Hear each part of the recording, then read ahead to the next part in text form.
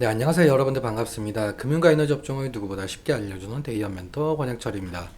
오늘 SK증권이라는 기업 리뷰해 보도록 할 텐데요. SK증권은 여러분들도 아시다시피 증권사이죠. 그런데 최근에 대체로 은행, 증권, 보험, 즉 금융주들이 실적 발표를 앞두고 기업 밸류업의 모멘텀과 함께 상승 중에 있는데요. 사실 기업 밸류업 프로그램은 야당인 민주당의 선택이 상당히 중요합니다. 이 이유에 대해서 기업 밸류업 일정 함께 알아보면서 같이 한번 확인해 볼 텐데요. 천천히 얘기 나눠보도록 하겠습니다. 먼저 시작하기 전에 저희 데이업 채널에 오시면은 모든 종목들을 커버해드리고 있으니까 찾아와 주시면 정말 감사하겠고, 제 영상도 끝까지 지켜봐 주시면서 댓글로 궁금하신 것들 남겨주시면은 다음 영상에서 말씀을 드리도록 하겠습니다. 그럼 SK증권 바로 보도록 할게요. 일단 SK증권 말 그대로 증권사로 매매업, 중개업, 자문업 등등을 하고 있는 회사이죠. 그리고 사실 대부분의 금융사들과도 마찬가지로 시장에서 저평가를 받고 있는 기업이기도 한데요. 일단 여러분들도 아시다시피 올해 1월 말쯤부터 해서 이 기업 밸류업 프로그램 이슈가 있었잖아요.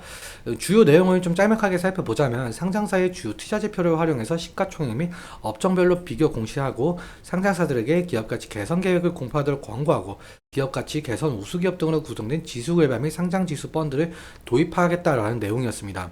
이 내용 자체가 저평가되어 있는 기업을 가치 개선시킨다는 정책이었죠. 세부 내용 같은 경우 2월에 발표가 되었었는데 사실 발표가 되고 나서 실망이 너무 큰 부분이 있었죠. 일단 세부 내용 함께 살펴보도록 할게요. 일단 구체적 방안 같은 경우가 2월 26일에 발표가 되었었는데 1대 1차 세미나를 열면서 금융위원회는 기업 밸류업 지원 방안, 즉 한국 증시 저평가 해소를 위해서 7월부터 상장사들에게 기업 가치 재고 계획을 스스로 공시하도록 하겠다라고 밝혔었고, 그리고 다음 달에 2차 세미나를 열면서 6월 중으로 최종적으로 가이드라인을 좀 확정시키겠다라고 했었죠. 공개된 방안에 따르면 약 1,600개에 달하는 전체 코스피, 코스닥 상장사들은 기업 가치 재고 계획을 스스로 수립하고 연 1회 자율 공시하도록 하게끔 만들겠다라는 건데요. 이 기업가치 개선 계획에는 총 6단계의 내용이 담겨져 있었습니다. 먼저 현황 진단, 그리고 목표 설정, 계획 수립, 이행, 평가, 소통. 이 6단계에 대한 내용이 담겨져 있었는데요.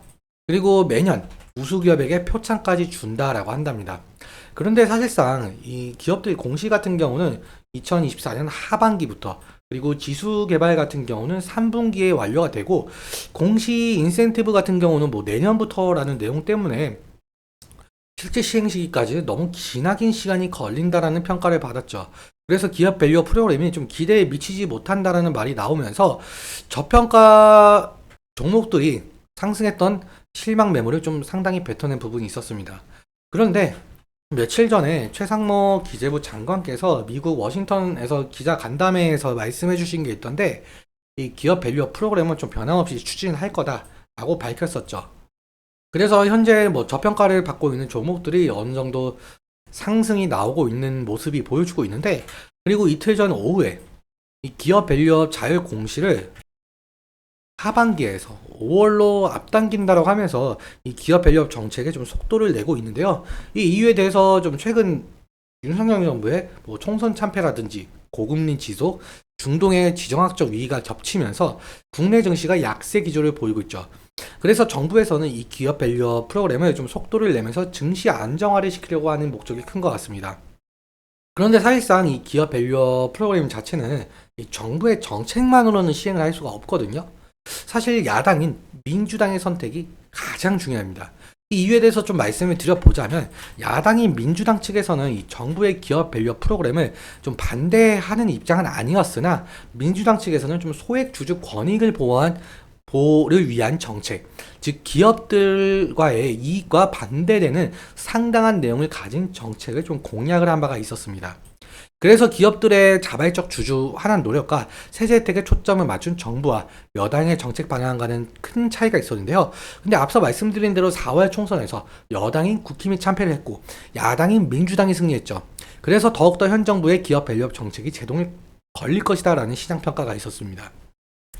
다시 정리해서 말씀을 드려보자면, 사실 기획재정부가 이 밸류업 정책 중 일환인 이 세제 혜택, 으로 제시한 이 법인세 세액공제와 배당소득세 부담 경감은 세법 개정을 해야 하는데, 이 세법 개정 같은 경우는 국회 동의, 즉 민주당 동의가 있어야 실현이 될 수가 있거든요. 그런데 이런 세법을 다수당을 차지한 민주당이 부자 감세로 규정을 하면서 국회 법안에 반대할 경우에는 세법 개정이 상당히 어려워지게 되죠. 그렇다면 기업 밸류 프로그램도 무산이 될 가능성이 높을 것 같습니다. 일단 민주당도 1,400만 명에 달하고 있는 개인 투자자 여론에 반응을 할 수밖에 없는 입장이긴 하죠. 그래서 사실상 민주당과 정부의 정책적 합의가 이루어질지, 그리고 실제로 기업 밸류업 정책이 실현이 될지는 아직 미지수로 보이고 있습니다. 그래서 이 부분은 지속적으로 체크하면서 대응을 해야 되는 이슈로 보이고 있고요. 그러면 마지막으로 차트 보면서 마무리 설명해 보도록 할게요. SK증권 같은 경우 아무래도 금융사이다 보니까 뭐 금융테마 형성과 호실적 기대감이 모멘텀으로 작용을 하면서 주가 변동성을 좀 나타내고 있는데요. 최근 2월달 아까 앞서 말씀드린 기업 밸류업 정책 이슈로 인해서 좀 상승의 모습을 보여줬었죠. 그런데 이 기대에 미치지 못한다는 평가 때문에 실망 매물을 좀 쏟아냈었는데요. 아무튼 지지라인 같은 경우 제가 미리 선을 그어놨습니다. 이제 1분기 실적 발표 얼마 남지가 않은 상황이죠. 일단 금일 흐름 같은 경우는 좀 11선을 지지해주고 보합권인 걸로 보이고 있는데, 일단 1분기 양호한 실적 전망을 바탕으로 확실하게 이 부근 좀 지지해주면서 상승을 하게 된다면 어느 정도 상승을 이끌어낼 수는 있을 것 같습니다. 하지만 1분기 실적이 안 좋게 나오거나 기업 밸류업 정책이 무산이 된다라고 한다면 다시금 실망 매물이 쏟아지면서 지지라인이 이탈될 가능성도 있을 것 같은데요. 그래서 지지라인 이탈 시에는 리스크적인 관리가 필요할 수도 있을 것 같습니다. 그리고 사실상 기업 밸류업 정책이 야당의 반대를 무릅쓰고 시행이 될지는 아직 모르겠지만, 만약에 기업 밸류업 정책이 시행이 된다라고 한다면 현재 저평가를 받고 있는 금융, 즉 증권, 은행, 보험이 테마를 형성하면서 지속적인 상승을 일으킬지 봐야 될 것 같은데요. 그런데 SK증권 같은 경우 지금 2023년 기점으로 엄청난 하락을 진행했죠. 그래서 상승시마다 차익 실현 매물이라든지 원금 보존 매물이 나올 가능성이 높을 것 같습니다. 그래서 이 부분 같은 경우 좀 수급 체크를 하면서 다가가야 될 것 같은데요. SK증권 수급을 잠깐 보시자면은 좀 외국인과 기관에서 매도세가 상당 부분 보이고 있죠. 오늘 같은 경우.